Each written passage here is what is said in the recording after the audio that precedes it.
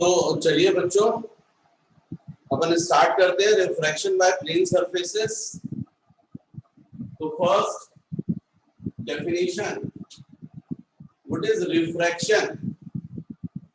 When the rays of light passing from one medium to another medium, then it is deviates from its original path.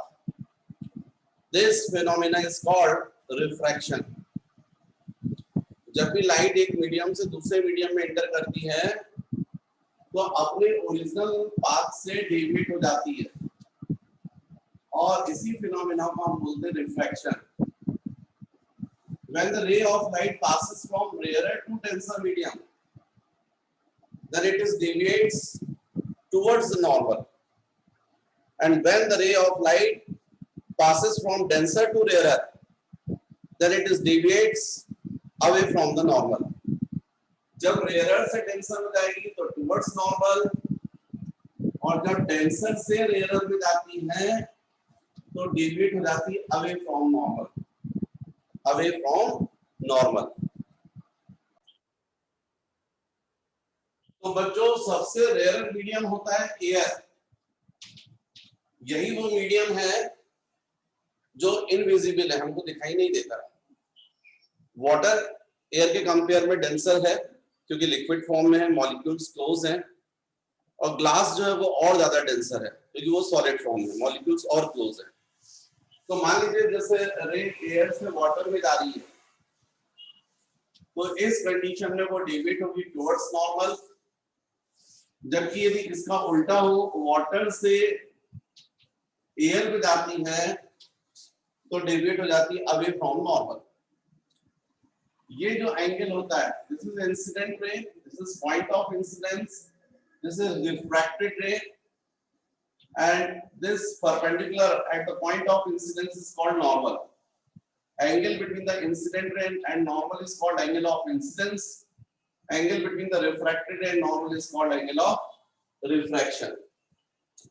तो बच्चों यहाँ पर I जो होता है वो ग्रेटर होता है R से, R की वैल्यू कम होती है, जबकि इसका अपोजिट यहाँ पर I लेस हो जाता है R से, क्योंकि रे डेविएट हो जाती है अवे फ्रॉम नॉर्मल। मीडियम नहीं होता तो स्ट्रेट आती रे, पर मीडियम चेंज हो गया तो डेविएट हो गई। तो ये हमको याद रखना चाहिए। अब there are two laws of refractions. First, incident ray, refracted ray, point of incidence and normal all lies in the same plane. Incident ray, refracted ray, point of incidence and normal all lies in the same plane. This is first law. And second law, which is called Snell's law. Snell's law. The ratio of sin I to sin R, it is always constant and denoted by mu. This mu is called refractive index of second medium with respect to first. इसको हम Snell's law बोलते हैं। 1 mu2 का मतलब ray first medium से second medium में enter कर रही है, पर इसको हम रीड करते हैं refractive index of second medium with respect to first. अब नेक्स्ट हमको देखना चाहिए टाइप्स ऑफ रिफ्रैक्टिव इंडेक्स। तो बच्चों नेक्स्ट हमको देखना चाहिए टाइप्स ऑफ रिफ्रैक्टिव इंडेक्स। तो types of refractive index, there are two types of refractive index. First, absolute refractive index, and second, relative refractive index. Absolute refractive index means refractive index of any medium with respect to air is called absolute refractive index. For example, A mu G, A mu W, A mu oil, etc. These all are absolute refractive index. refractive index, absolute refractive index means refractive index of any medium with respect to air. जैसे ये मैंने example दिया है, a mu g का मतलब refractive index of glass with respect to air, a mu w refractive index of water with respect to air, a mu oil refractive index of oil with respect to air. बच्चों ये कई बार क्या होता है कि ऐसा नहीं लिखा रहता, केवल ऐसा लिखा रहता है बस, इसका मतलब भी एब्सोल्यूट रिफ्रैक्टिव इंडेक्स है। यहाँ पर एयर जो है यदि नहीं लिखा है तो आपको खुद समझ जाना चाहिए एयर है, ये एब्सोल्यूट रिफ्रैक्टिव इंडेक्स कहलाएगा ग्लास का। हमेशा जो एब्सोल्यूट रिफ्रैक्टिव इंडेक्स होता है उसकी वैल्यू ग्रेटर देन 1 होती है। किसी भी मीडियम का जो रिफ्रैक्टिव इंडेक्स होता है विद रिस्पेक्ट टू एयर, ये हमेशा ग्रेटर देन 1 होता है। फॉर एग्जांपल जैसे ग्लास के लिए 1.5, वाटर के लिए 1.33, ग्रेटर देन 1।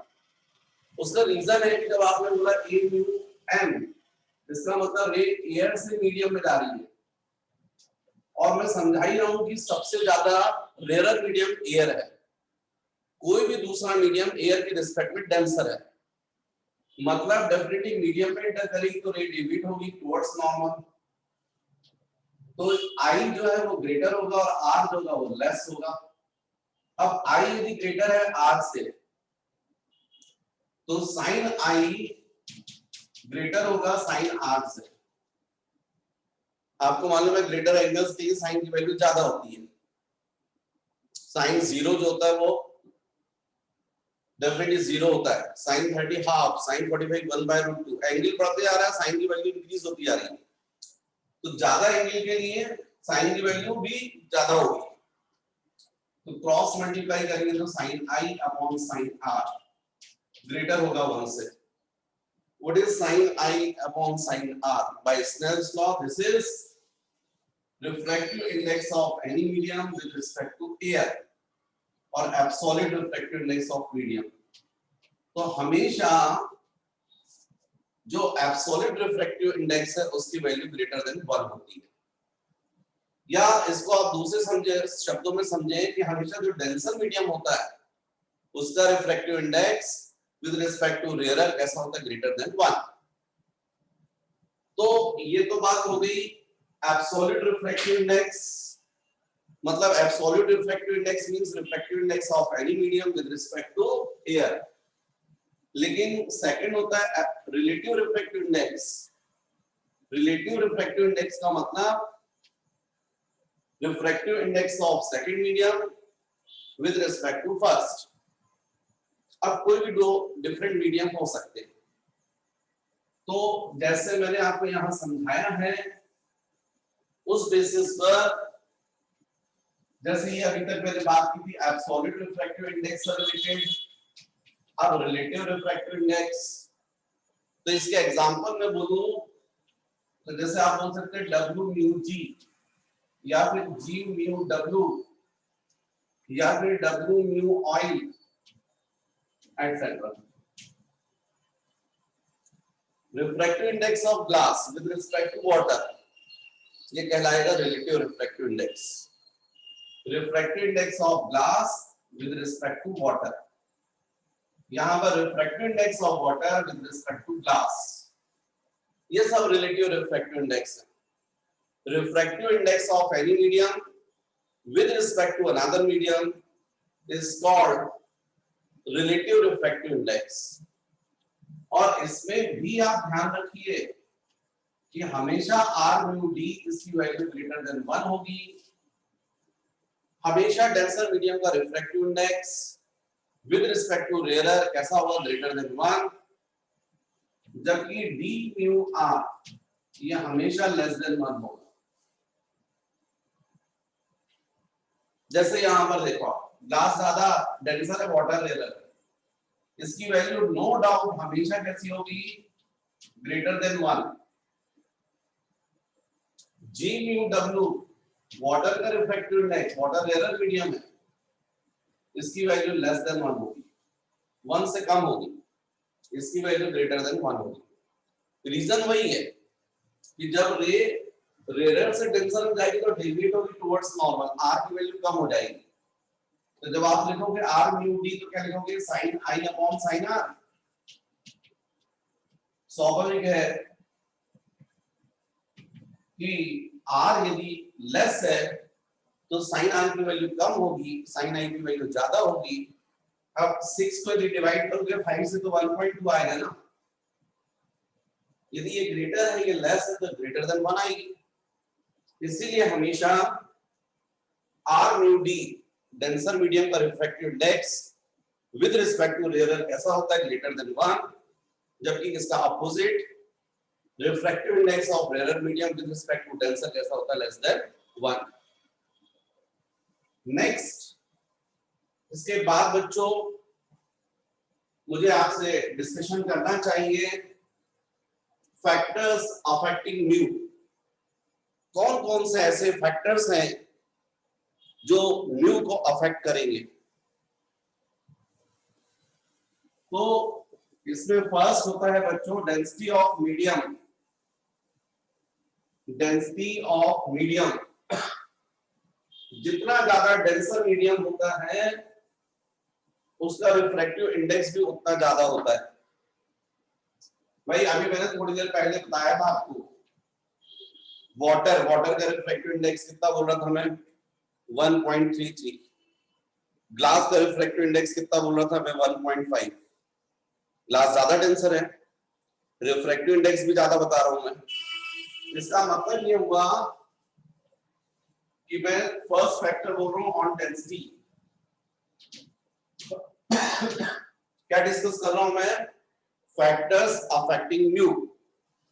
कौन कौन से फैक्टर्स म्यू को अफेक्ट करेंगे। तो उसमें फर्स्ट फैक्टर मैंने आपसे बताया डेंसिटी ऑफ मीडियम। यदि डेंसिटी आप इंक्रीज करोगे तो रिफ्रैक्टिव इंडेक्स भी इंक्रीज होगा। जैसे वाटर का रिफ्रैक्टिव इंडेक्स कितना बताया मैंने, 1.33, ग्लास का 1.5। जितनी हाई डेंसिटी रिफ्रैक्टिव इंडेक्स भी उतना ज्यादा। Second, on temperature.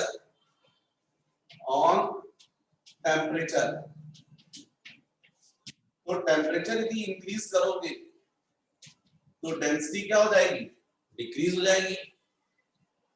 भाई आप यदि वाटर ही है, वाटर को आप गर्म करते हो, मॉलिक्यूल्स दूर दूर हो जाएंगे, काइनेटिक एनर्जी इंक्रीज हो जाएगी, डेंसिटी डिक्रीज हो जाएगी। और डेंसिटी यदि डिक्रीज होती है तो रिफ्रैक्टिव इंडेक्स भी डिक्रीज होगा, मतलब म्यू की वैल्यू और कम हो जाएगी।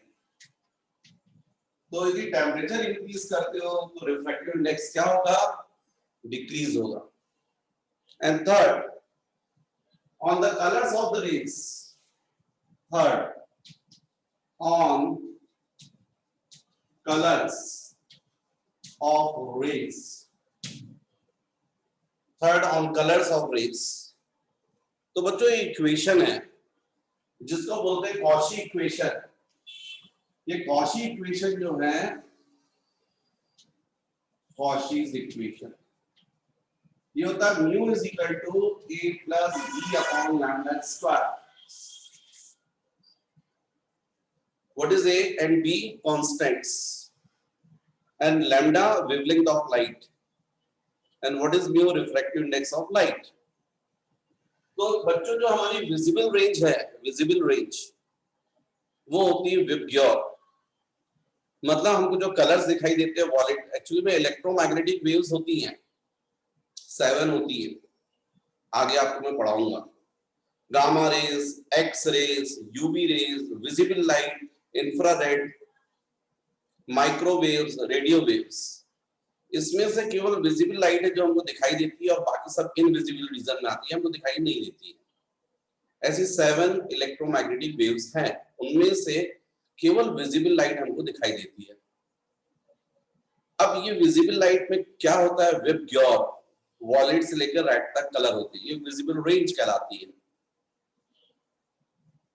विबग्योर, विबग्योर का मतलब वी मतलब violet, I indigo, blue B blue, green, yellow, orange, red, ये कलर्स। इसमें सबसे कम वेवलेंथ जो होती है वो होती वॉयलेट की, 4000 एंगस्ट्रॉम और सबसे ज्यादा वेवलेंथ होती है 7800 angstrom red. Different different colours की वेवलेंथ डिफरेंट डिफरेंट होती है। तो वेवलेंथ यदि डिफरेंट डिफरेंट होगी तो रिफ्रैक्टिव इंडेक्स भी डिफरेंट डिफरेंट होगा। सबसे कम वेवलेंथ किसकी बता रहा हूं मैं? वॉयलेट के लिए। सबसे ज्यादा वेवलेंथ रेड के लिए। और लैम्डा आपको दिख रहा है डिनोमिनेटर में है, तो जिसके लिए लैम्डा सबसे कम उसके लिए म्यू सबसे ज्यादा। इसलिए जो वॉयलेट कलर है उसके लिए रिफ्रैक्टिव इंडेक्स सबसे ज्यादा और रेड के लिए सबसे कम। तो ये फैक्टर्स हैं जो म्यू को अफेक्ट करते हैं। इसके बाद मुझे आपको बताना चाहिए एंगल ऑफ डेविएशन। तो बच्चों नेक्स्ट हमको देखना है एंगल ऑफ डेविएशन। अच्छा, एंगल ऑफ डेविएशन की डेफिनेशन बिल्कुल वैसी ही होती जैसा हमने रिफ्लेक्शन में देखा था। What is angle of deviation? Angle between the direction of incident ray and the direction of refracted रे is called angle of deviation. जैसे मान लीजिए सपोज रे जो है वो रेयर से डेंसर मीडियम में जा रही है, ये इस तरीके से। अब रेयर से डेंसर में जाएगी तो डेविएट होगी टुवर्ड्स नॉर्मल, नॉर्मल की तरफ बेंड होगी। ये एंगल हो जाएगा आई और ये एंगल हो जाएगा आर। यदि ये मीडियम चेंज नहीं होता तो रे स्किड जाती, ऐसी जाती। ये पूरा एंगल आई है तो ये पूरा एंगल आई होगा, वर्टिकली अपोजिट एंगल। ये एंगल ऑफ रिफ्रैक्शन, ये इंसिडेंट रे का डायरेक्शन है और ये रिफ्रैक्टेड रे का डायरेक्शन है। तो इस एंगल को आप बोलेंगे angle of deviation. Angle between the direction of incident ray and the direction of final refracted ray is called angle of deviation। तो बच्चों यहाँ पर फिर इसका मतलब डेल की वैल्यू कितनी होगी? तो no doubt del is equal to होगा i minus r. I minus r. इसका उल्टा, यदि रे डेंसर से रेयर मीडियम में जा रही है, ग्लास से वाटर में जा रही है या वाटर से एयर में जा रही है, तो उस कंडीशन में रे डेविएट होगी अवे फ्रॉम नॉर्मल। अब ये एंगल हो जाएगा आई और ये एंगल हो जाएगा आर, एंगल ऑफ रिफ्रैक्शन। ये इंसिडेंट रे है, ये इंसिडेंट रे का डायरेक्शन है, ये रिफ्रैक्टेड रे का डायरेक्शन है। तो इसको हम बोलेंगे एंगल ऑफ डेविएशन, डेल। अब आप देख रहे हैं ये पूरा एंगल जो था उसको मैंने बोला आर, है ना? एंगल बिटवीन द रिफ्रैक्टेड रे and normal is called angle of refraction. ये एंगल आई है और ये इंसिडेंट रे का डायरेक्शन है, ये नॉर्मल है। तो ये एंगल आई है, ये एंगल क्या ही होगा? ये पूरा एंगल आर, ये आई और ये डेल। तो डेल इज इक्वल टू क्या हो जाएगा? R minus I. तो कुल मिलाकर angle of deviation del is equal to I minus R होता है या आर माइनस आई होता है। जो ज्यादा ग्रेटर हो उसमें से लेस वाले एंगल को सबट्रैक्ट कर दो। रेयर से डेंसर में जाते हैं तो डेफिनेटली आई ग्रेटर होता है आर से, तो डेल हो जाएगा आई माइनस आर। लेकिन जब डेंसर से रेयर में जाते हैं तो उस कंडीशन में आर जो है वो ग्रेटर होता है आई से, तो अब डेल हो जाएगा आर माइनस आई। तो ये होता है बच्चों एंगल ऑफ डेविएशन, जो आपको याद रखना चाहिए। तो बच्चों हमको अब नेक्स्ट टॉपिक देखना है refraction of light through a rectangular glass block. ये जो ब्लॉक है इस ब्लॉक की थिकनेस है T और इस पर यदि आप कोई रे इंसिडेंट करते हैं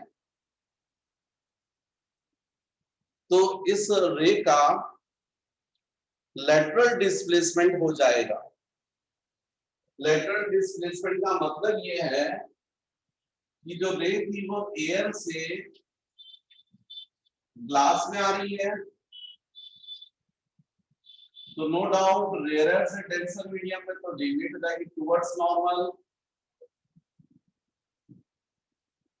और फिर ग्लास से एयर में जा रही वापस तो डेविएट हो जाएगी अवे फ्रॉम नॉर्मल। ये जो रे है इंसिडेंट रे और इमर्जेंट रे, ये एक्चुअली में प्रैक्टिकली देखा गया पैरेलल होती है। तो यदि ग्लास ब्लॉक नहीं होता, ये था इंसिडेंट रे का डायरेक्शन, ये इंसिडेंट रे का डायरेक्शन था और ये इमर्जेंट रे का डायरेक्शन है। यदि इस पॉइंट से एक परपेंडिकुलर ड्रॉ किया जाए तो ये जो परपेंडिकुलर है इसकी जो लेंथ है इसको हम लोग बोलते हैं लेटरल डिस्प्लेसमेंट और lateral shift. What is lateral displacement और lateral shift? Perpendicular distance between the direction of incident ray and direction of emergent ray is called lateral shift or lateral displacement. It is denoted by del or del x. इसको हम लोग del से भी represent करते हैं, del x से भी represent करते हैं। और बच्चों जब इस पूरे को हम डिराइव करेंगे तो फॉर्मूला आता है T into sec r into sin I minus r। ये I जो होता है वो है एंगल ऑफ इंसिडेंस और R जो होता है वो होता है एंगल ऑफ रिफ्रैक्शन, और म्यू जो है वो है रिफ्रैक्टिव इंडेक्स, T है थिकनेस ऑफ ग्लास स्लैब। तो ये फॉर्मूला जो है डिराइव करवाने का कोई मतलब नहीं है, आपको याद कर लेना चाहिए। lateral shift or lateral displacement is equal to T into sec r into sin I minus r। इसको del से या del x से डिनोट करते हैं। यहाँ पर T का मतलब है थिकनेस ऑफ ग्लास स्लैब, इसका मतलब del x it is directly proportional to T। Glass slab जितना ज्यादा थिक होगा उससे लेटरल शिफ्ट जो है लेटरल डिस्प्लेसमेंट भी ज्यादा होगा। इसलिए जब आप न्यूज़पेपर वगैरह पढ़ते हैं और उसके ऊपर जब पेपर वेट रखते हैं तो आपने वर्ड्स को ज्यादा शिफ्ट होते हुए देखा होगा। जितना ज्यादा थिक ग्लास स्लैब होगा उतना ज्यादा लेटरल डिस्प्लेसमेंट होता है।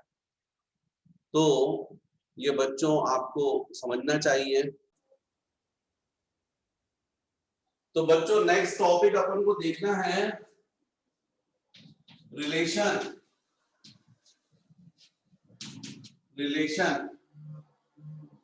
between mu and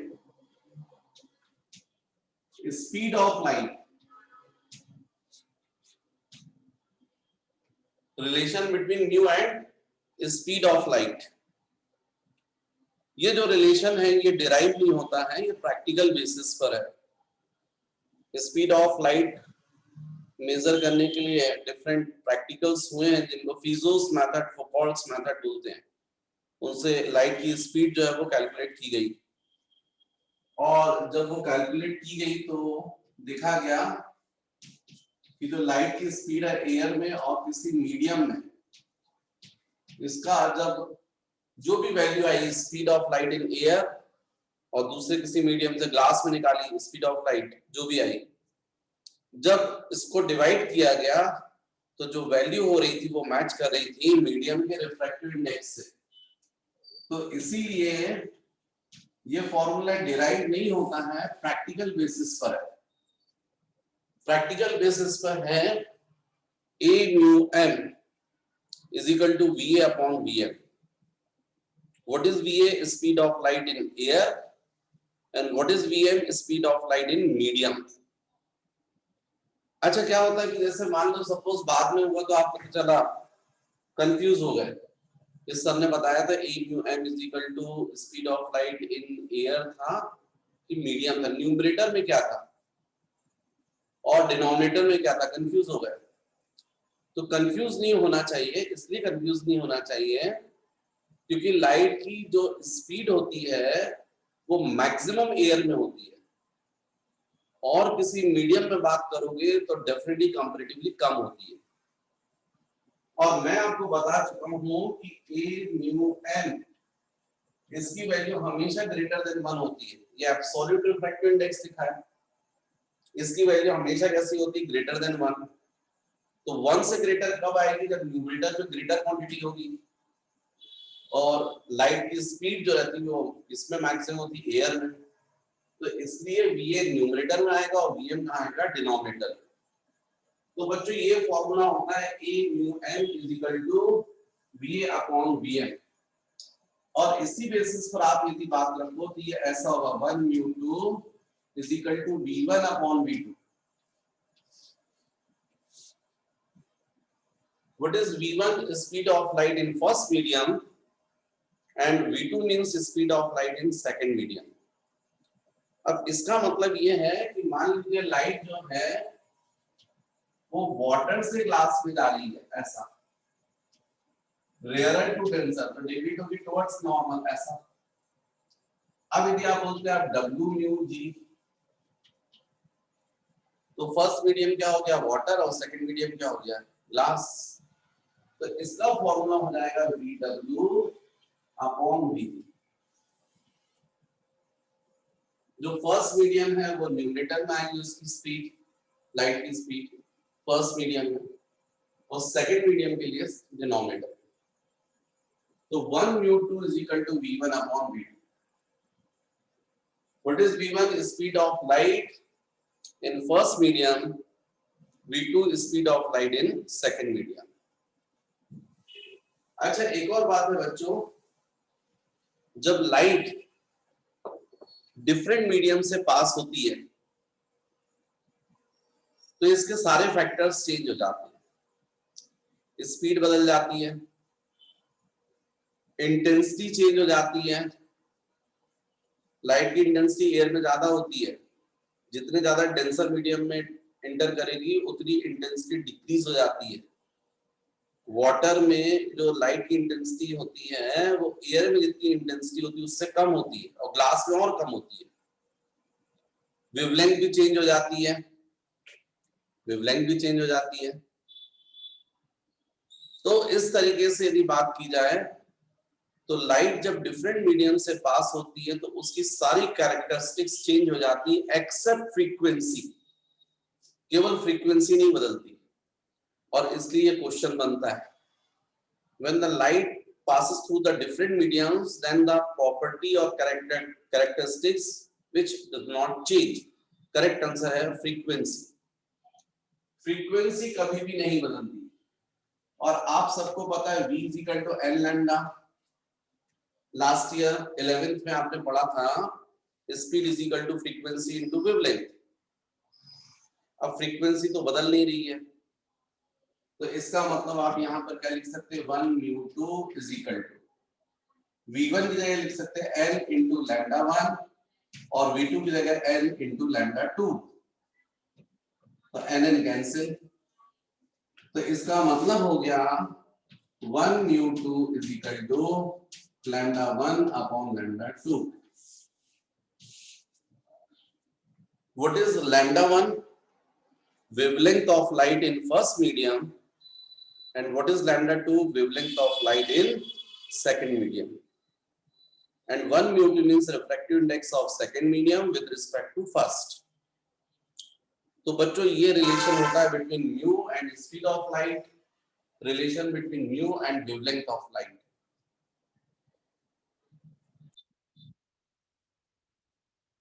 तो बच्चों नेक्स्ट टॉपिक अपन को देखना है principle of reversibility. Principle of reversibility.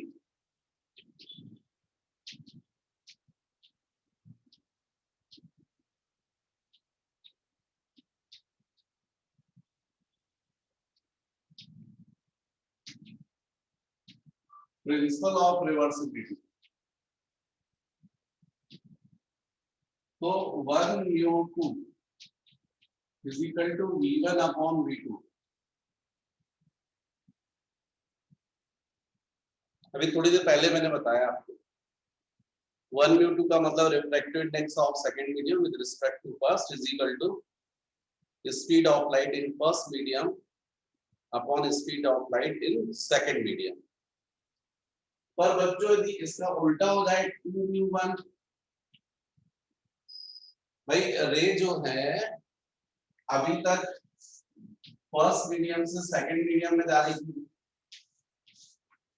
अब इसका उल्टा हो जाए सेकंड मीडियम से फर्स्ट मीडियम में ऐसे जाए, तो इसका मतलब अब फर्स्ट मीडियम क्या हो गया 2 और सेकंड मीडियम क्या हो गया 1। तो अब हमको बाय स्नेल्स लॉ लिखना, ये जो हमने रिलेशन देखा उस बेसिस पर बोलेंगे V2 बाय V1। जो फर्स्ट मीडियम होगा वो न्यूमरेटर में आता है तो वैसा लिखना पड़ेगा। तो ये हो गया 2। यदि 1 into 2 कर दिया जाए तो 1/2 into 2/1 is equal to V1 upon V2 into V2 by V1। V1 cancel, V2 cancel, 1 आ। इसका मतलब है 2/1 is equal to 1 upon 1/2। अब दिखने के लिए आपको जरूर लगेगा सर ये इतनी सी बात, पर इसका बहुत बड़ा रोल है बच्चों, आगे बढ़ोगी जब। देखो यदि हम लिखते हैं G/μW तो क्या जाएगा 1/W/G। ये क्या लिखा है refractive index of glass with respect to water, और ये क्या लिखा है refractive index of water with respect to glass. ये क्या लिखा है refractive index of denser medium with respect to rarer, और आपको मालूम इसकी वैल्यू ग्रेटर देन 1 होती है। यदि इसकी वैल्यू ग्रेटर देन 1 होगी तो इसकी वैल्यू कैसी होगी लेस देन 1। मतलब जो मैंने आपको यहाँ पे लिखा है D/μR is equal to 1 upon R/μD, right? This is called principle of reversibility.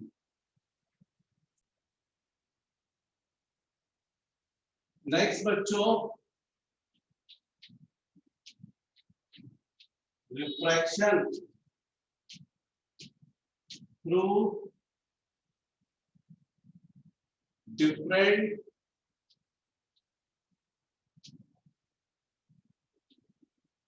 parallel medium,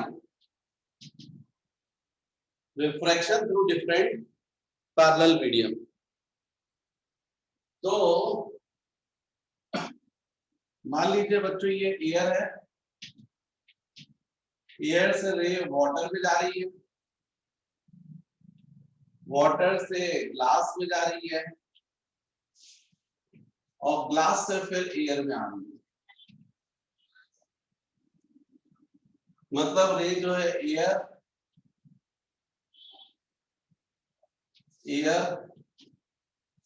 air से वाटर में, मतलब रेयर टू डेंसर,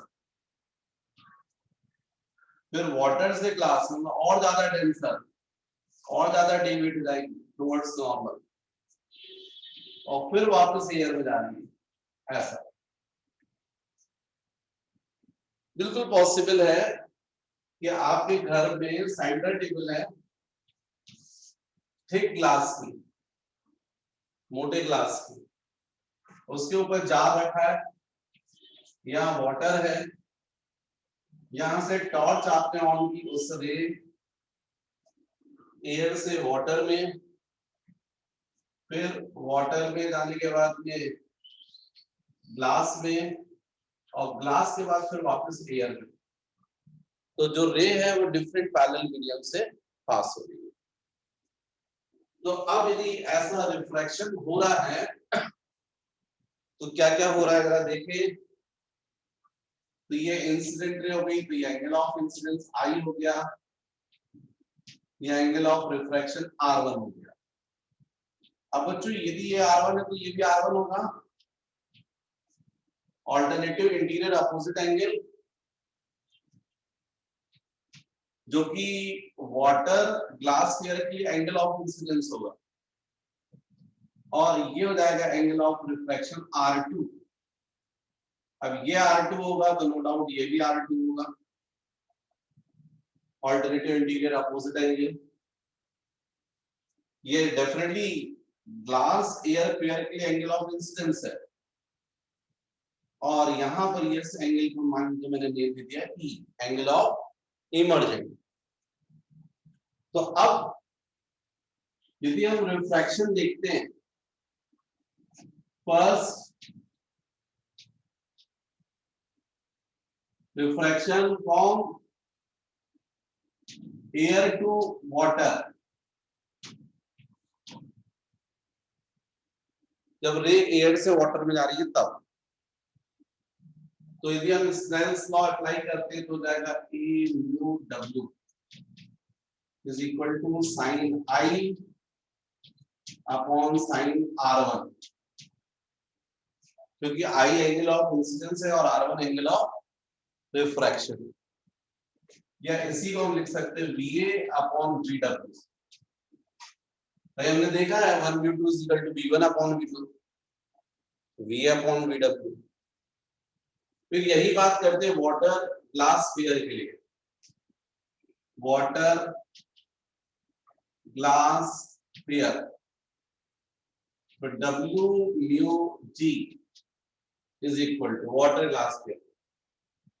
तो यहाँ के लिए एंगल ऑफ इंसिडेंस R1 है और एंगल ऑफ रिफ्लेक्शन R2 है, तो जाएगा sine R1 upon sine R2 VW upon VG, और ये हो गया equation number 2। Next, glass air pair, glass air pair, इसके लिए तो ये ग्लास एयर में जा रही है, तो G mu A is equal to sine R2 upon sign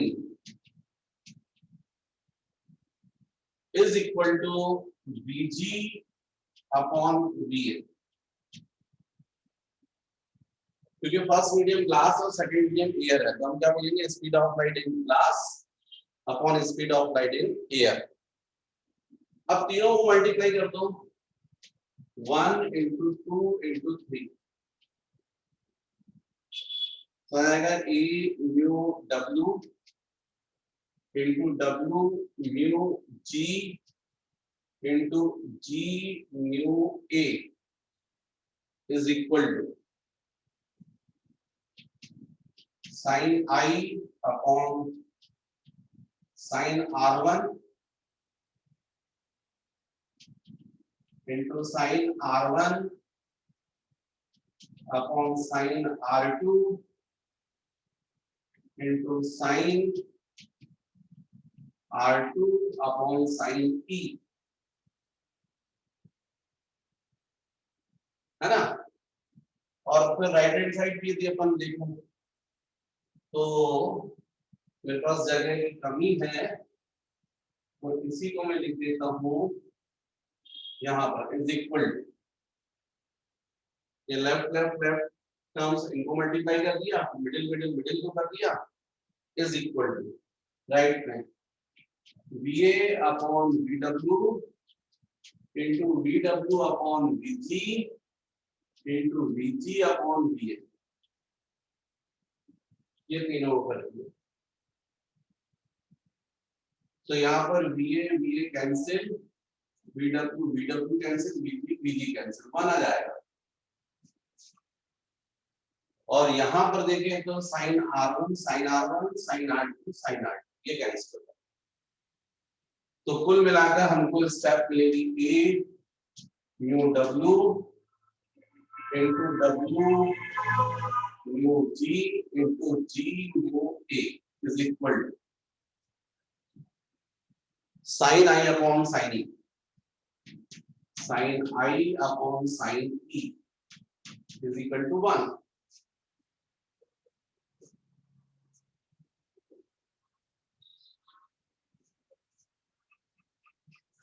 भाई ये हो गया sin I upon sin E is equal to 1. हाँ 1 आ गया था. अब यदि इन दोनों को अपन देखें तो यहां से दो बातें समझ में आ रही है. एक तो पहली बात ये मिल रही है sin I upon sin equal to 1.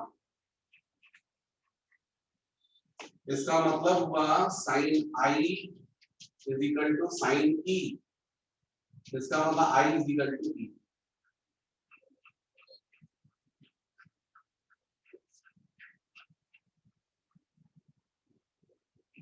भाई यहां पर आप देखें तो ये हो जाएगा आपका sin I is equal to sin E. इसका मतलब I is equal to E. मतलब एंगल ऑफ इंसिडेंस और एंगल ऑफ इमर्जेंट यदि इक्वल हैं, इसका मतलब इंसिडेंट रे और इमर्जेंट रे आपस में कैसी होंगी? पैरेलल. मतलब जब भी रे किसी एक मीडियम पर इंसिडेंट होती है और डिफरेंट पैरेलल मीडियम से होते हुए वापस उसी मीडियम में इमर्ज आउट होती है, तो इंसिडेंट रे और इमर्जेंट रे आपस में कैसी होती है? पैरेलल. एंगल ऑफ इंसिडेंस और एंगल ऑफ इमर्जेंट कैसे होते हैं? इक्वल होते हैं. और एक और बात, इन दोनों को यदि करते हो तो A mu W into W mu G into G mu A is equal to 1. इसका मतलब W mu G is equal to 1 upon A mu W into G mu A.